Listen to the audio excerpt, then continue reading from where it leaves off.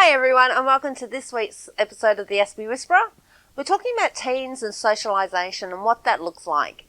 We're also going to be covering our normal segments of Tip of the Week, Aspie News, Set the Scene and of course Mike Unleashed.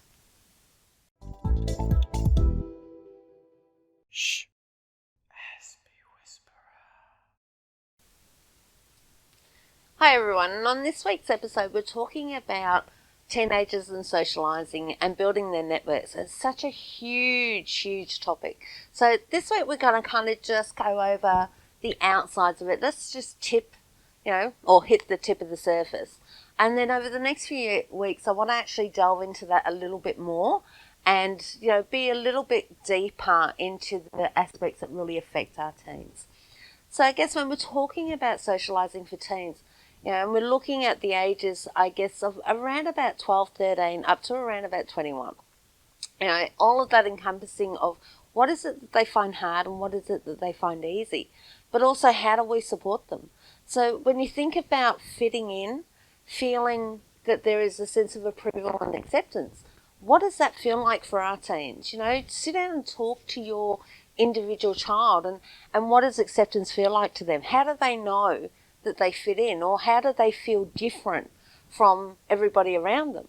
And we can also support them by giving them opportunities where they can experience and practice, reading those signs and looking at what the other kids are giving them, what are the messages that they're giving. And we tend to do this a lot when they're younger, and we need to adapt it as they become teenagers because they're facing different sort of problems and they're facing different messages. And I guess when we're talking about our kids too, we're talking about we don't tend to teach them how to be resilient. We don't teach them how to bounce back when there's a bit of a conflict in a friendship once they've built that friendship, and teaching them how to turn the negativity around and stressful situations around by using humour in an appropriate way.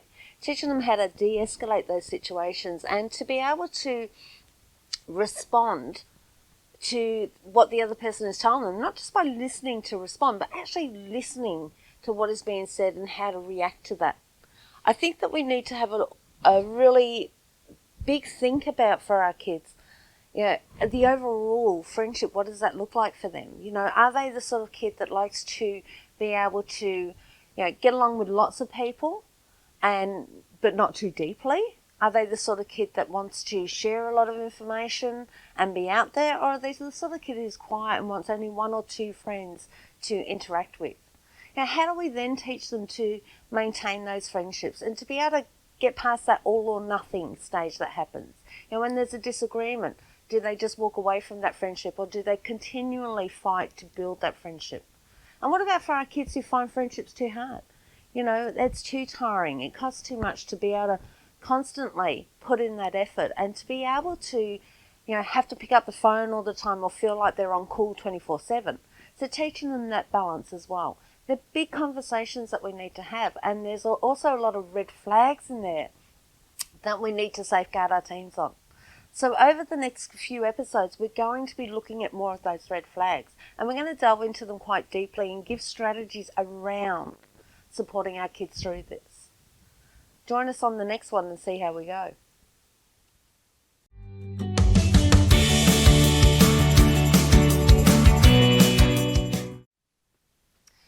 And here we are on the Inside Word with our special guest today, Karen.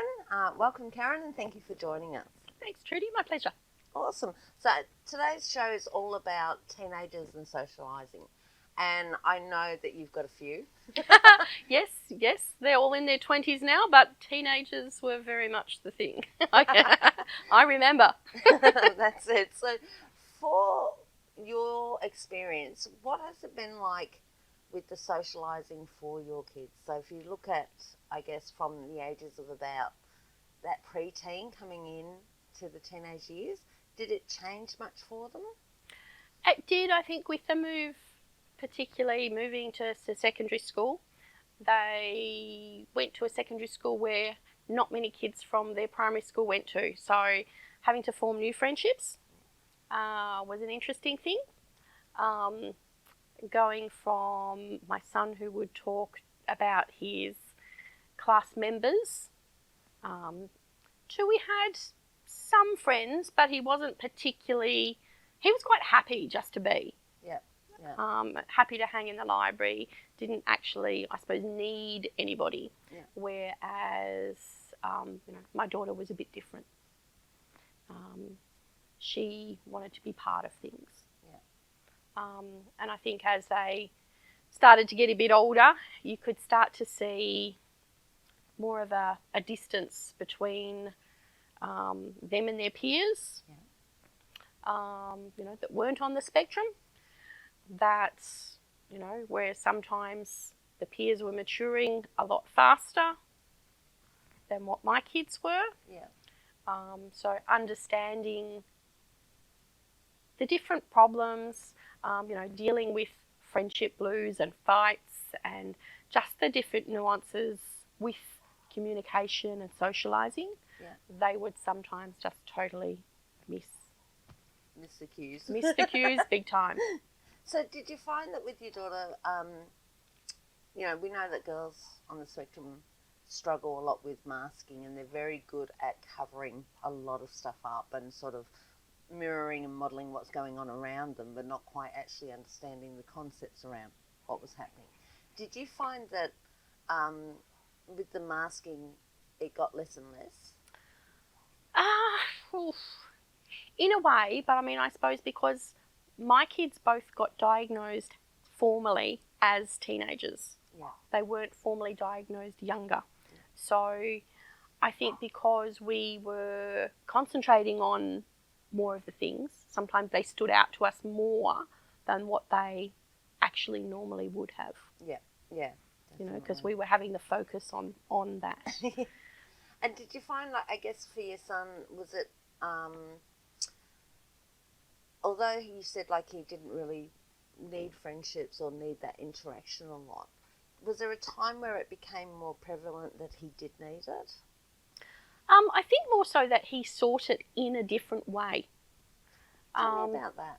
He more sought friendships through an online gaming world. Yeah. But then also brought those friendships into the real world. Excellent. So, and actually ended up catching up and being quite good friends with one of his only mates from primary school, which was really interesting. And they caught up, they both went to the same TAFE together, although they were doing different courses. Yeah. They caught up a little bit there, but more so through gaming. And, they'll still catch up and go and have drinks or go to the gym sometimes together now. So they actually do stuff in real life, even though they probably do more stuff in the online world.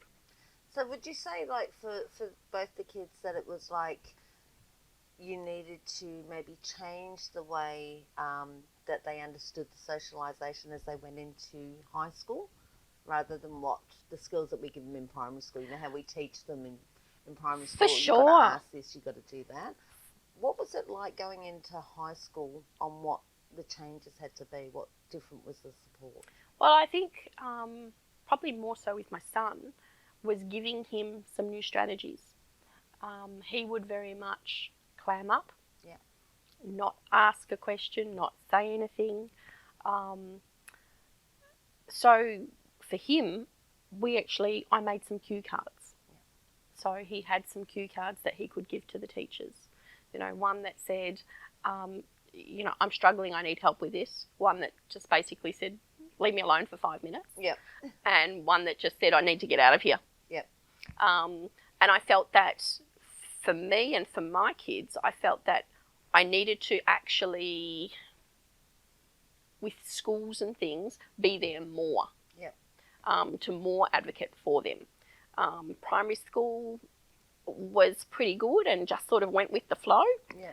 But as they got older and the differences became more obvious, and some of the anxieties became more apparent, it was really more about advocating for them with the school and the teachers on one side of things, and then talking to them, the kids at home, about how they could respond, which would, help the teachers. I can remember saying to my son at one point, you your teacher doesn't think you listen because you don't look at her. You know, just make her feel good. Just look at her and smile every now and again. It'll make her feel good. Yeah. You know, and putting it that to him that it was about her. Yes. Yeah. It wasn't about him. Yeah. It was about her. Make her feel good. Just smile at her and she'll be good. Needs this. She needs that. Yeah. That's right. Yeah. That's right. That'll make her feel good. And did those, with putting those strategies in, did that make a difference for them in the classroom around their peers as well? Did it impact for their peers? I know I see a lot of the time, and I work with a lot of kids who are worried about having strategies in high school because of that impact. With my daughter, she was very much concerned about it and didn't want any part of it. Yeah. And because she had other medical things happening, she was actually given some tutoring as well. We had funds for tutoring, and she didn't want a part of it because that pulled her out of the classroom. It made her seem different, and she didn't want to be different. Yep. She wanted to be the same as everybody else. That's a struggle in itself, isn't it? Absolutely. What is the normal around everybody? Yes. You know, we're talking about teenagers here. And clearly in my eyes, when I was seeing her with them, I could tell she wasn't the same. Yeah, yeah. So I wanted to try and increase her skills and her capabilities for her to increase her sameness. Yes, yeah. You know, which probably wasn't the right thing to do. But, you know, you do what You do what you think is right at the time. Hindsight's a wonderful thing. Oh, isn't you it? know? Isn't it? Just, that's where we go down the track and go, okay, this one didn't work, let's try this one. That's right. That's why you have more than one child. Absolutely, absolutely. You don't have the same stuff-ups. That's exactly right. You know, guinea pigs are good. Yes. So with that though, like, do you think her friends or her peer group noticed the differences and that made them pull away a little bit more? I don't think so. I think with her, when we actually did get the diagnosis, she wore that quite proudly. Yep. But then would also use it as, you know, well, you know, I did that because I'm autistic. Yep. You know, so she would use it however it suited her at the time. You know, whether it be, woe is me, or, well, you know, I'm autistic, so I can do that. Yep. So you got to expect that. Yeah, that's right. You just have to deal with it because this is, you know, this is what we do. That's it. Don't you love it? I do. I love that mentality. So with her, it was very different like that. And there was, particularly in later high school, a period where the friendship groups seemed to change every other week. Yep. You know, where we'd be best friends and then we'd be worst enemies and, you know, whereas I didn't have that with my son. Yeah. It is very different with the girls compared to the boys. Absolutely. And I find a lot of people that I work with that when I'm working with the boys, it's a lot of, I don't want to engage and I don't really care what they think and I just want to be left alone to do my own thing. Yes. And with the girls, it's very much of either oversharing because they want to be accepted and they think that's what it takes to be accepted, because they'll hear somebody say a little bit but they'll give 10 times more. Yep. And then that backfires. Or we see a lot of risk behaviours coming in. I definitely see a lot of sexualised behaviours coming in when they're not quite ready or understanding what's going on. And then you've got that whole conflict area of, you know, I'm in an argument with someone and it's all or nothing. Yes. And I don't know how to move past. And I think the fact that, like, they still go through all of the things that teenagers go through. Yes. But it can be 1,000 times amplified. Yes. And they feel it and 1,000 times more. Yes. And it's working out, you know, what are the normal bits that all teenagers do. Yep. Yep. This is and even that bit, they still need, you know, teenagers still need extra help with stuff. Yep. But what's the normal bits and what's the extra stuff? And it's a minefield. It is. It is a minefield. And everybody's journey is so different. Yes. And there are so many different external impacts. Oh, hugely. You know, we found, you know, with schools that we had a really good school which was very accepting of the kids, put lots of things in place to help them, could not fail, couldn't fault them at all. And the school was great in year 7, 8 and 9. But then it became that it just wasn't the right school. Yep. It wasn't the right school. I've got kids with quite high IQs. That's a struggle. But it is, because they use it against you and they never, ever forget a thing you've said. Exactly. But, like my daughter, pretty much in year 7, said, I'm not doing PCE. Mm-hmm. Try and get her to change her mind. It's not going to happen. It's just not going to happen. And when she got that mindset, that was it, wasn't it? Was. Right. It was a real blocker. She was the same with some of the subjects. I can't do maths. Yeah.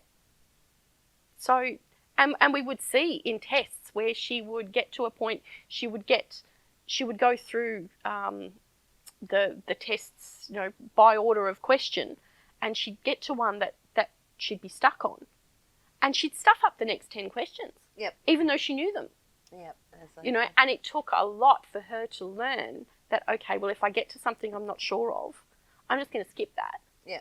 And do the next ones. Yep. And then I'll come back to the ones I'm not sure of, because then she actually did better in the test. Like, she could pass the test. Yeah, exactly. But it's that mindset of, I can move ahead and come back. That's right. But when they get stuck, and getting out of that and transitioning to the next step is so difficult. Absolutely. So with the say year 10 upwards, right, that kind of age frame group, that's really good. But what were the sort of barriers as they started socialising outside of the school? What were were there barriers of extra concerns for you as a parent? I know for me as a parent there are. It's like, the travelling independently and I'm going to go out with the girlfriend. I can remember Ozzy and being in that adult world when they're city, not, they're not necessarily socially and emotionally adults. Yes. But they're out there with people because that are. Age says they can. That's right. And you That's can't right. stop that. Yeah. And even things like going to TAFE where, yes, there will be some kids there, like my son went to TAFE. Basically after, in the middle of year 11, left year 11 and went to TAFE. Yep. So he was at TAFE with kids that had completed year 12 and with adults in their 20s that had, taken a gap year and, this sort of thing. So here he was, not yet 18, and he was at school with adults and in an adult learning environment and expected to act and respond like an adult. And yet they've still got these, when they're faced with situations that they can't cope with socially and emotionally, or they don't understand why somebody's acting or asking that from them, it causes those reactions in them. It does. And then they start to feel different again, and you're trying to close those gaps and help them feel secure in their connectivity to the world. But it starts to open again. It does. And things can be going really, really smoothly. And I've been really lucky with my kids that they tend to take turns. Yep. Yeah.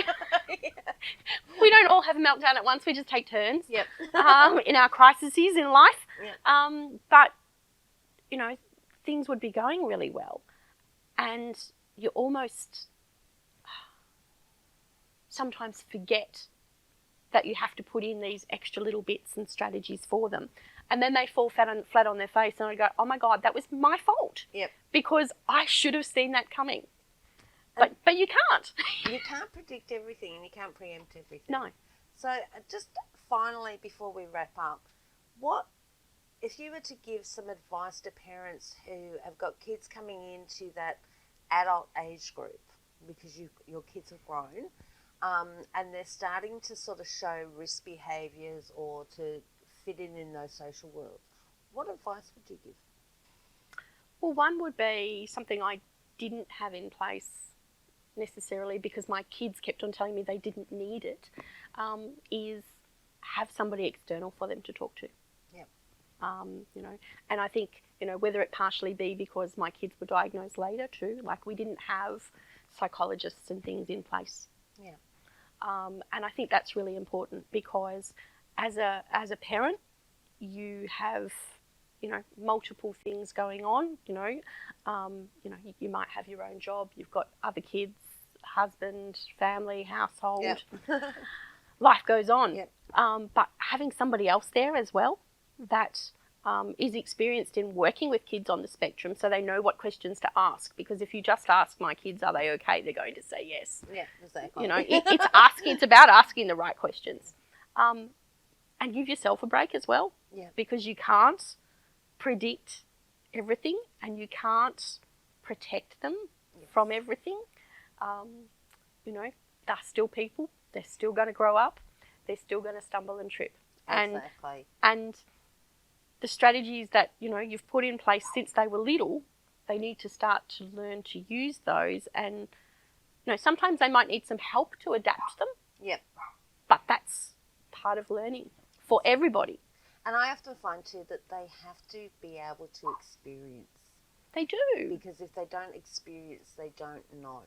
And it's the fear of the unknown that is one of the biggest targets for kids and blockages of them Absolutely. doing I mean, my daughter had, and still has problems with anxiety, and measuring it. Okay, well, you didn't think you could do that, but you did. Yeah. There's things that are, if a 10 is absolutely impossible, where do you think this is? And before they do it, she might say, well, that's a 10. Yeah. And we had a 10 for walking up on stage and being handed a certificate. She just wasn't going to do it. Yeah. But then she did it and realised that it actually wasn't a 10. Yep. It's only around about a 4 Yeah. or a 5. And I think sometimes as a parent, it's easy to protect them and say, well, you don't have to do that. Yeah. But if you give them permission to be fearful of everything, they're going to be fearful of everything. I have to agree with you. I know for us as parents, not just of our kids on the spectrum, but of all of our kids, the fear of them not coping can be overwhelming for us as parents. Yeah, absolutely. But we then project our own fear onto them. Yep. And I think that when we allow our kids to fall, and be there to help pick them up and walk again, but let them fall again, because in each time they learn resilience and they learn, this worked for me, that didn't work for me. And although I was anxious or I was scared or I was worried, I still managed to do this even though I had those feelings.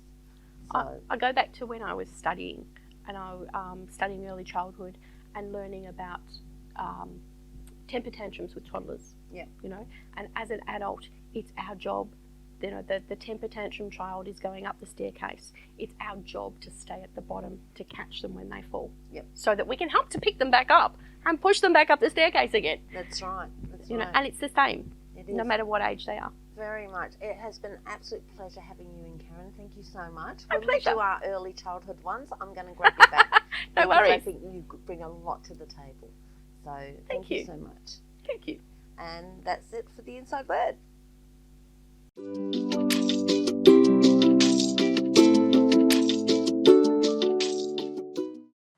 More often than not, our Aspie teens are already avoiding the experiences they need most to build self-confidence and social-emotional maturity. Past tapes of negative social experiences, often feeling bullied, teased and rejected, leads to online submersion to feel safe. Forgetting the filter and often blurting out the first thing that pops into their heads impacts interactions. Trying to use labelling, polytype humour or shock factors to feel accepted. This is how we can help them. Teaching our teens how to de-escalate, walk away and use humour as a response mechanism to diffuse negative social situations. Being themselves and helping them to find their tribe where they feel like they fit in. Discuss and identify positive responses in situations. Support your teens to feel confident to be able to handle any situation.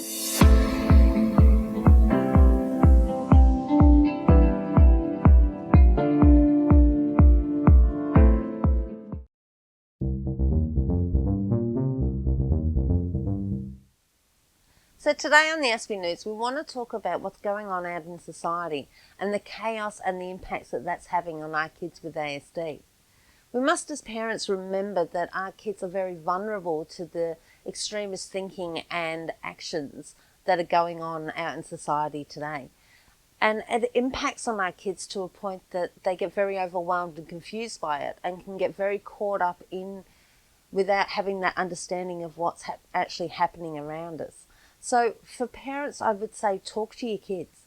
Be honest. Communicate is the key to everything, and talk about, how they feel about it, and talk about their core beliefs and their strategies to be able to release that anxiety-induced reactions that they have, to look at the stress that it's causing them on an individual level, but also to keep it into perspective and what their roles can be within their core beliefs. So doing it in a safe and strategic way, looking at the logical responses to things, and use that concrete and black and white thinking. Thank you.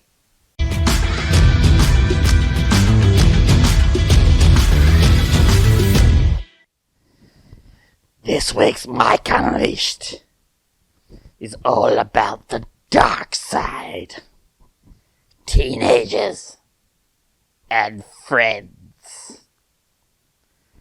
I didn't have a great deal of friends growing up until I turned 19.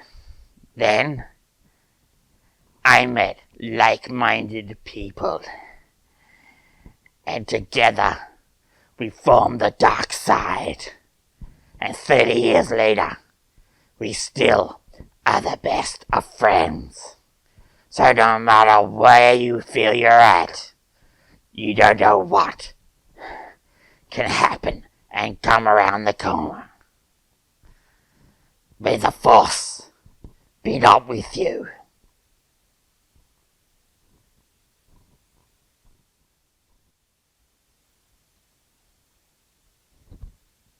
Teenage friendships. The less said, the better. This has been Mike Unleashed.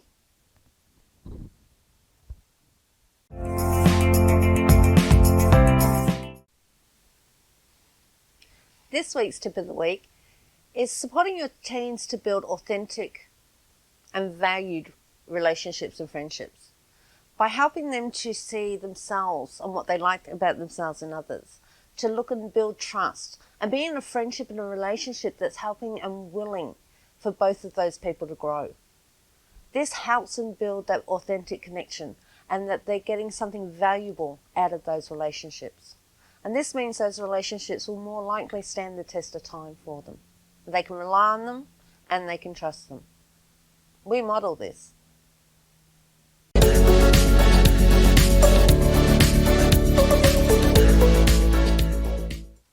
And that's it for this week's show. Thank you so much for joining us. And a huge thank you to Karen for a fantastic interview. I really enjoyed sitting down and chatting with her. Don't forget to jump onto our social media pages and like and subscribe. And remember with our Talking Aspie group to jump on there and get involved. We really want to build this community and to be able to give as much support as we can. So if you've got questions that you want answered, or you'd like some strategies or some support in certain areas, please jump on there and let us know. As I said, we want to build this as big as we can and to help as many people as we can. So till next time when we cover friendships, we'll see you then.